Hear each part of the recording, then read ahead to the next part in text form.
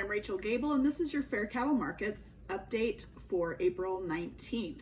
We might know a little bit more about President Biden's 30 by 30 plan soon. According to one of the many executive orders he has signed, it would place 30% of U.S. lands and U.S. waters, 30% of each, under federal jurisdiction by 2030. According to an article by Time Morgan, Secretary Tom Vilsack mentioned the plan in an interview this week.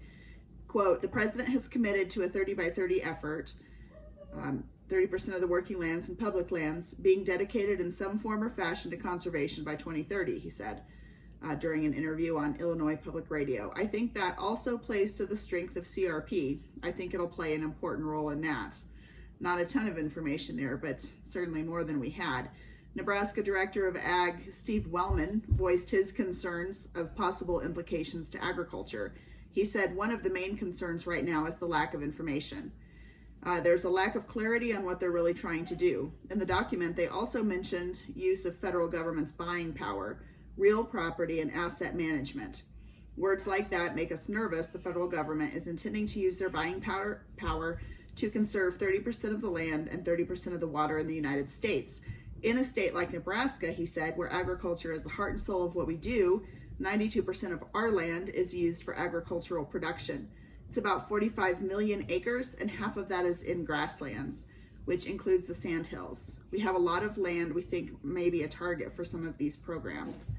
One Washington insider apparently told Farm Journal the president is expected to outline his plan during the Leaders Climate Summit on April 22nd and 23rd, Thursday and Friday of this week. The summit coincides with the 5th anniversary of the opening of the Paris Accord, and it also correlates with Earth Day. This week in the Fence Post, I put together a lengthy guide to the ballot initiative process.